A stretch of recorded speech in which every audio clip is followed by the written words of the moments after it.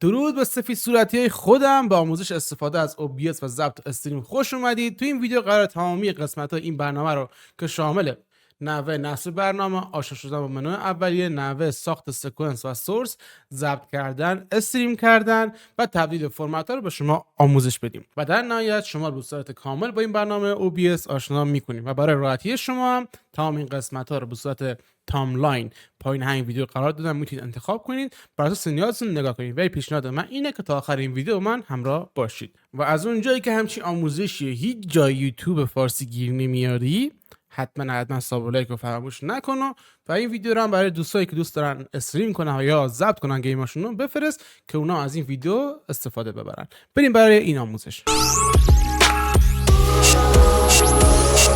خب دوستان عزیز، برای نصب برنامه OBS شما کافیه مرورگرتون رو باز کنید و همین انگلیسی سرچ کنید OBS. تموم شد.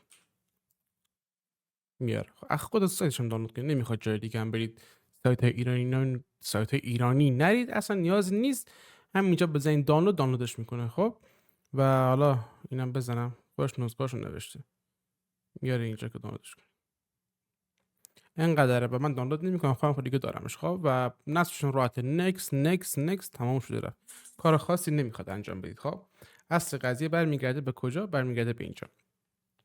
بعضی هستن داخل استیم دانلودش میکنن که این از نظر من اشتباهه، چون اگه استیم حتما باید استیم رو ران کنی که بیاره، یا اگر مثلا وسط کار استیم ببندی یا میبینی OBS هم بسته میشه. خب خود برنامه پشتیبانیش عالی، همیشه خود آپدیت میده و نیازی به این کار اضافی نیست. خب این از این قضیه. پس برنامه رو میرید نصب میکنید و میاد بالا و وقتی که نصبش کنید با اینطور صحنه‌ای مواجه میشید. خب این از این. خب الان خودم دارم با OBS براتون آموزش رو ضبط میکنم. خب بریم با این چیزی که اول بسم الله میبینیم یه آشنایی پیدا کنیم. خب معمولا شما اول اینطور چیزی میبینید، درسته؟ و من اینو بستم، حالا دلیلش رو جلوتر بهتون میگم. اینطور چیزی میبینید و اینطوری استفاده میکنید ازش. کلا این صفحه اول این همین که دارید میبینید، این قسمت چیزی که به شما نشون میده، چیزی که قرار ضبط بشه. یعنی هر چیزی که داخل این تصویر به شما نشون بده قرار ضبط بشه ها. یعنی 2 تا مانیتور دارید، 40 تا مانیتور دارید یا مثلا چیز دیگه دارید تو این صفحه نشونش نداد، بدونین قرار نیست نه ضبط بشه نه استریم بشه. خب پس این از این قضیه، هر چیزی که اینجا نشون بده رو قرار به شما واسه ضبط و استریم انجامش بده. این از این قضیه. حالا این میبندم. این قسمتی پایینم خب که میبینید این تنظیمات بستگی داره. مثلا رو هر گزینه‌ای که من باشم تنظیمات همون میاره. نکن دیدی اینطوری. بر اساس گزینه‌ای که اینجا انتخاب میکنید تنظیماتش رو میاره. اینو ول کن. حالا فیلتر هم داره. مثلا من فیلترها میتونم استفاده کنم، بستگی به اون چیز خودم داره. مثلا اینجا میام مثلا دی نویز داره، خب نویزگیر داره، این داستانا داره. بر اساس اون تنظیماتی که میخوام استفادهش میکنم. این از این قضیه. و این قسمت سورس این قسمت سکانس، این قسمت سورس، این قسمت هم استریم داره، استوب و رکورد داره، استارت رکوردینگ داره.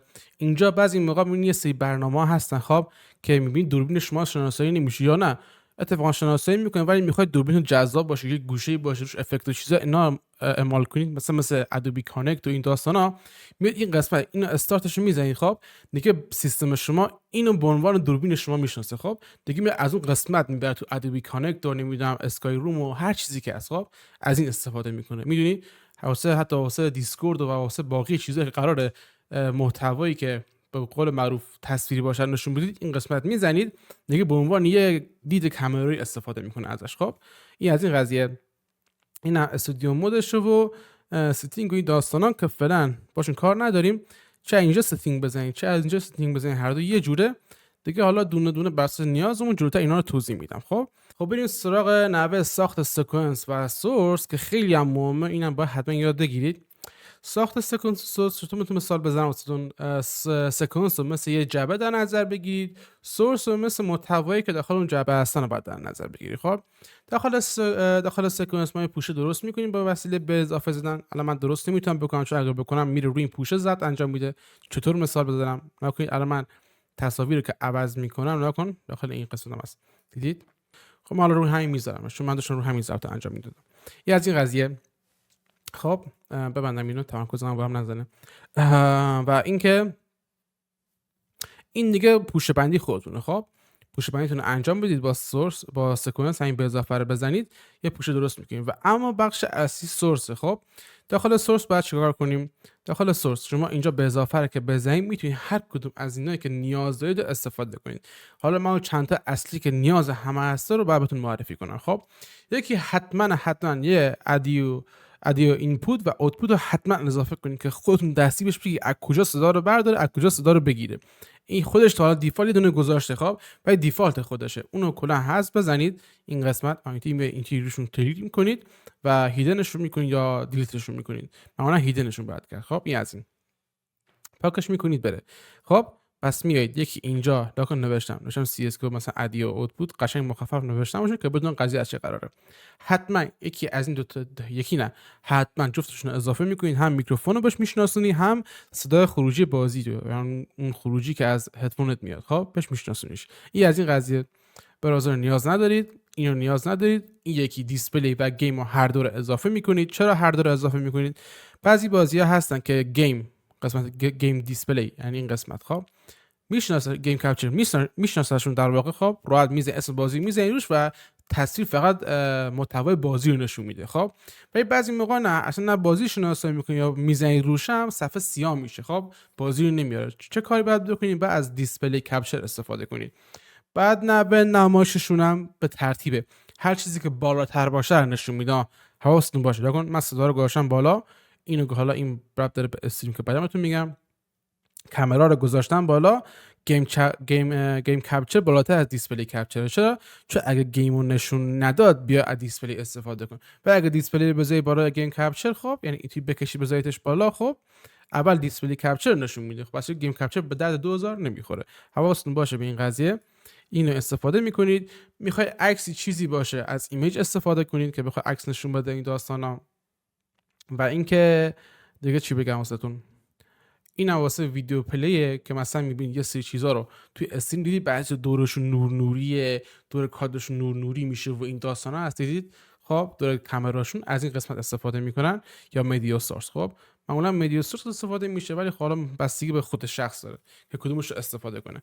ولی اینکه از مدیا سورس استفاده کنید خب خیلی از حجم سی پی یوتون اینا استفاده میکنید و باعث لگ شما میشه. بهتره این کارا انجام ندید. حالا استریم این بگذریم از این قضیه و دیگه همه اینا آخرشون گروپ میکنید. یا کنید الان مثلا من اینا گروپ کردم. خب یه ایمیج گذاشتم که اگه بخوام بهتون نشون بدم در واقع میشه اینطوری. لحظه کنید تصویر صدا من میرم چون قرار اینو نمایش بدم. این بالاتر از اینه. نگون دید به این شکل.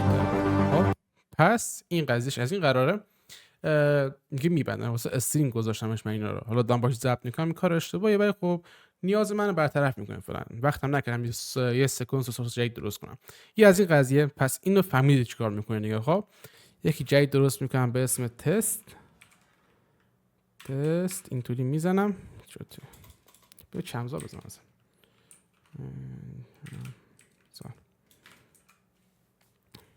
این از این درست شد. خب الان نگاه صفحه خالیه، نگاه صفحه سیاه داره من نشون میده. اوکی پس این از این. حالا چیکار میکنم؟ میام اون چیزایی که بهت گفتم اد میکنم. آقا یه ادیو میخوام، حالا هر چی اسمش میذارم تی بیاد فعلا.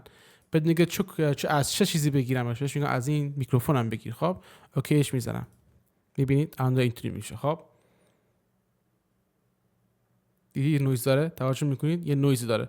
چطور نویزش رو برطرف کنم؟ میزنم رو همین، بهتون گفتم میزنم رو همین، فیلتر رو میزنم اینجا، میزنم یه نویز سوپر میذارم اینطوری فلان، میبندم. نکنید الان لازم سکوت کنم هیچ لرزشی نداره. این از این قضیه. من اینپوتم آماده کردم، اوتپوتم هم میارم میذارم اینجا، اوتپوت میارم. حالا اسمش بذاری، حالا من دیدم سری میزنم از کدوم خروجی بگیره. خب ما کدوم صدامه؟ مثلا اینه، از این خروجی بگیر. تستش هم باید بکنید. میایید حتما این قسمت اینو تکون میده. نکنید این تکون میخوره. توجه کردید؟ خب اینو تکون میده اینطوری به این شکل. خب بعد میایم پایینتر. خب چی می‌خواستیم؟ یه دیسپلی کپچر می‌خواستیم، میشه اتومات باشه. یه گیم هم می‌خواستیم. اینم از این، اینم از این. خب الان هنوز من تصویر ندارم. چرا تصویر ندارم؟ خب میام اولا که اینو میارم بالاش، گفتم اینا همه رو میارم بالا به این شکل. خب این میاد بالاش وای میسه. درسته؟ خب این قسمت چرا این ندارم؟ چون هنوز مانیتور چیز نکرده بودم. چی بهش میگن؟ اون مانیتور رو انتخاب نکرده بودم. کدومو انتخاب کنم؟ من کدوم مانیتورمه؟ اینه. خب اینو میزنم اوکیش میکنم میاد بالا، چون من 2 تا مانیتور دارم، مگر حالت عادی سری میاره بالا پیداش میکنه. خب این از این قضیه. واسه گیم بعد چیکار کنم؟ میام اینجا اینو میذارم روی این گزینه چیز، این قسمت به میگه، خب به میگه چیا رو میخوام چیا رو نمیخوام این داستانا. حالا خب الان من با اینکه اون آوردم خب باز باگ خورد. بهتون میگم واسه میگن گیم کپچر بذارید بالاتر. باگ خورد و اینطوری شد دیگه، الان نشونش نمیده. باز با این حال که تایید شده روی این قضیه ها باز نشونش نمیده دیگه، بستمش. ولی خب کلا اینطوریه، بعضی گیم‌ها رو نشون نمیده، باز میاد رو همون حالت عادی میمونه که اگه مثلا اینو بزنید بقیه رو بیاره این داستانا واسه ضبطتون زش باشه و دیگه مجبوری دیگه حالا هر دو رو میذارین که فقط ضبطتون رو انجام بدید، یا مثلا واسه بازی هنگ نکنید، مثلا داستان پیش نیاد که ضبطتون خراب بشه یا استریمتون خراب بشه. پس اینطور میذاریم یا از این قضیه دیگه. باقی چیزا رو فکر نکنم فعلا نیاز داشته باشی واسه اول کارتون. خب حالا باز بخوای یه آموزش جداگونه میذارم واسه نوع درست کردن سکانس مخصوص استریم، خب که اون حالا جداگونه بذارم تو این ویدیو جاش نمیشه. در حد همینم کافیتون بود فعلا واسه ساخت سکانس.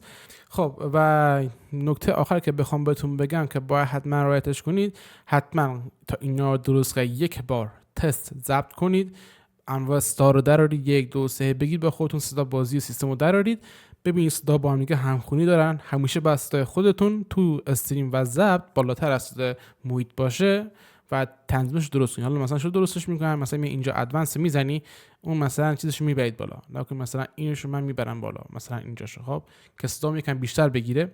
خب یا مثلا داخل این قسمت واسه چیز واسه گیم واسه مال گیم اینو میارم پایین، این بلی بلک این بلک رو جابجا کنید اون تنظیمات جابجا میشه. خب یه از این قضیه. برای ضبط و استریم خب شما اولین کاری که به انجام بدید یه تنظیمات خاصیه که واسه اون واردش کنید. خب واسه تنظیماتش شما باید برید وارد قسمت ستینگ بشید، یا از اینجا یا از اینجا، خب فرق نداره، هر دوش یه جوره.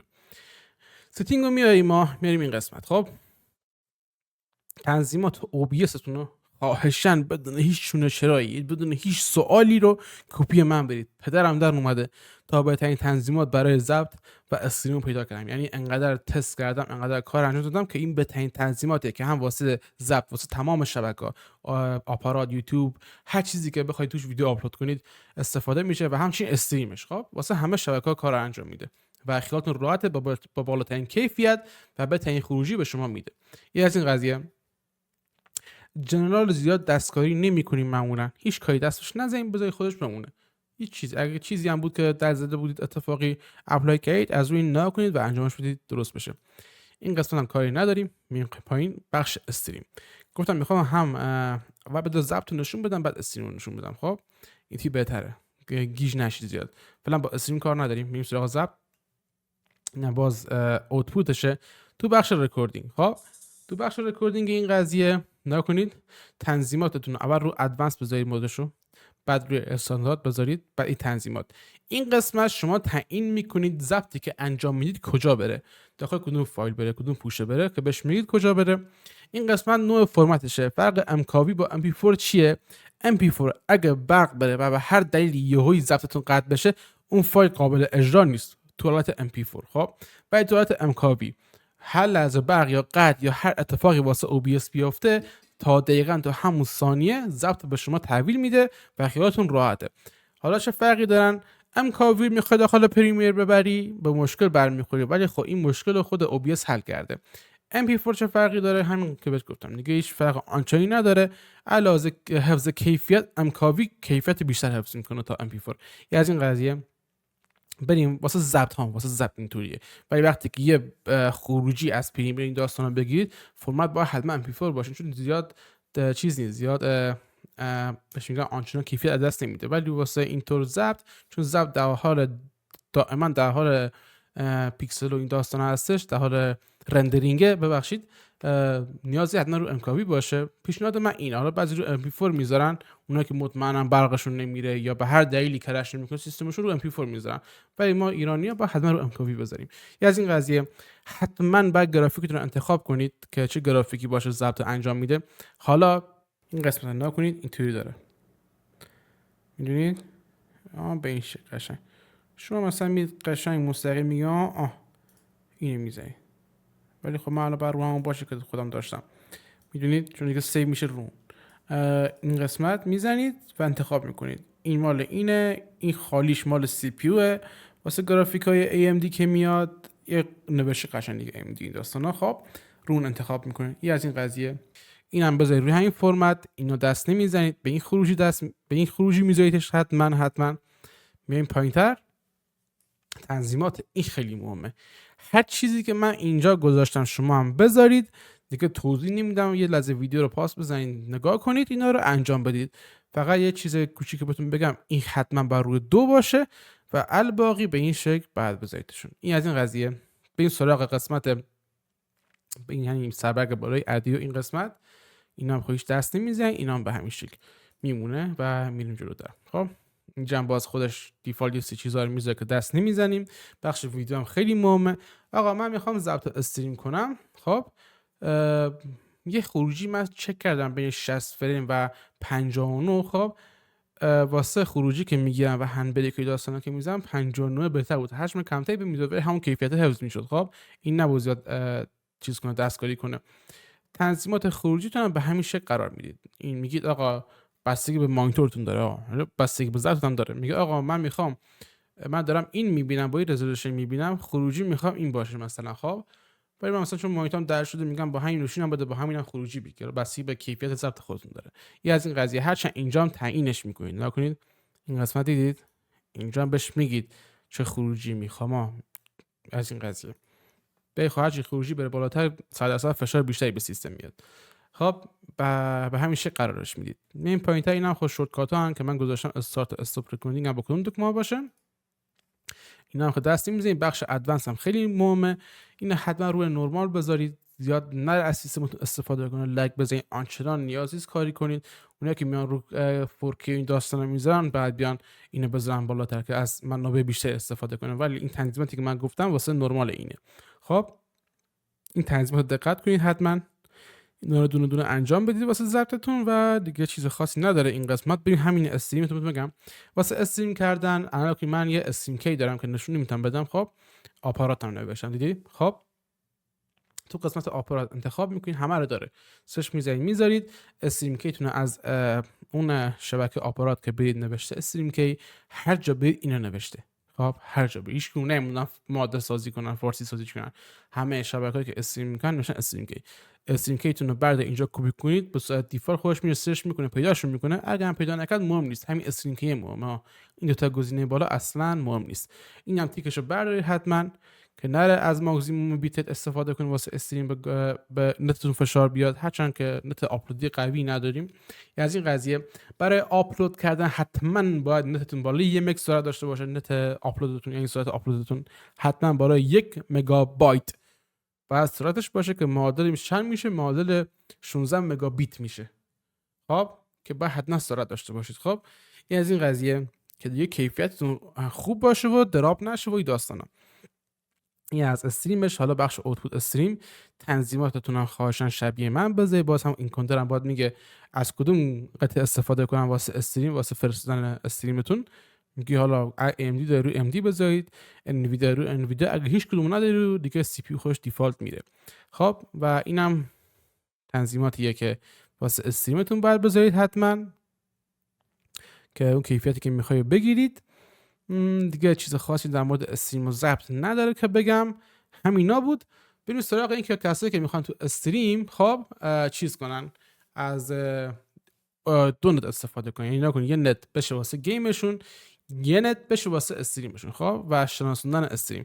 اول همه من اینو بگم که خواهش میکنم از دوستان عزیز حتما برید داخل یوتیوب ما، بخش آموزش اینترنت هست گذاشتم اونجا، برید ببینید. بخش بندیش کردم، قشنگ گفتم چگونه از 2 نت به صورت جداگونه استفاده کنیم یا به صورت یک جا استفاده کنیم. برید اونو حتما ببینید که دیگه یک مشکلی پیش نیاد. برای اینکه حالا ببرگردیم به خود قضیه OBS این کارو کنیم، میایم این قسمت بخش ادوانس. خب میایم اینجا بهش نشون میدیم. نگاه بهش میگیم آی پی فلان باشه، ولش کن. اون آی پی پورتی که داریم خب اسمش چیه، اونو پیدا کن و استفاده کن. حالا من باید یکم چیز کنم واسهتون، این ضبط رو ببندم، تصویرم میره، با ضبط اونوری انجام بدم که ببینید قضیه از چه قراره. دوستان کجا بودیم؟ بس اون سریمون تا از 2 نت استفاده همزمان داشته باشیم و اینا. این قسمت میایم سیستم ادوانس، اینجا این قسمت نکنید، اینجا دیدید نوشته آی پی مون زده، از کدوم نت برم استفاده کنم، از این برم، از اون برم، از فلان برم. الان اینو فعال دارم. خب این از کجا میفهمه؟ که بازم بهتون گفتم تو شبکه برید اون چیزو پیدا کنید، اون قسمتو میاد اینجا، میاد اینجا. خب اسم نتتون رو نوشته. حالا بده من اینو بیارم اینورتر، اینم بیارم اینورتر، ببینید قشنگ الان بیاد پایینش، بیاد اینورش. خب این قسمت دیدی الان من با نت گوشی وصل شدم، خیلی نشون میده، ولی نت اصلی من نه این دوتان. خب اینجا هم بیارن نشون میده، حالا بستگی به اگه فعال باشن نشون میده. الان فقط این نت من فعاله. خب اینو داره نشون میده. میاد این انتخاب میکنید، اون نتی که میخواد واسه گیم که داخل اون آموزش هم گفته بودم بهتون، میزنید اون گیمو و استفادهش میکنه و از این نت فقط میاد استفاده میکنه واسه استریم. دیگه دست به نت اونوریتون که میخواد باش گیم بزنید و نمیزنه. یه نکته دیگه که میخوام بهتون بگم دوستان عزیز اینه که واسه استریم کردن اگه میخواید با دو نت استریم کنی، حتما نت دومتون باید سیم کارتی باشه. خب که سرعت آپلود بالایی داره که میتونید راحت کارو انجام بدید. برید یه مودم سیم کارتی حالا از ایرانسل، همراه هر چی که هست برید تهیه کنید و استفاده کنید. خب واسه دوستانی که میخوام با یه نت دونشون بزنن، یعنی با یه نت هم استریم کنن هم بازی کنن که پینگشون بالا نره، حتما یا بعد نتشون فیبر نوری باشه یا بعد نتشون پوینت تو پوینت باشه، چون پوینت تو پوینت و فیبر نوری سرعت آپلود و دانلود به شدت بالایی داره و اصلا به پهنای باندشون ضرر نمیزنه و اصلا دیگه پینگشون بالا پایین نمیشه. حالا میل خودتون، اگه هزینه دارید که سنگین کنید پوینت تو پوینت بگیرید، اگه نه منطقه فیبر نوری داره که فیبر نوری بگیرید. این از این قضیه. خب قضیه بعدی که خواستم بهتون بگم در مورد تبدیل فرمت MKB به MP4. خب که این کار رو راحت میتونید بیاید این قسمت، این گزینه رو بزنید، این قسمت رو بزنید، دیدید الان مثلا من این MKB رو کردم MP4، دیدید به این راحتی همون فایل همون اسم، فقط فرمتش شده چی؟ MP4. میزنید میاد. حالا مثلا دوباره من اینو بزنم، حالا نمیدونم یه فایلی چی بزنم واسهتون، نه همه رو زدم نمیدونم قبول کنی یا نه.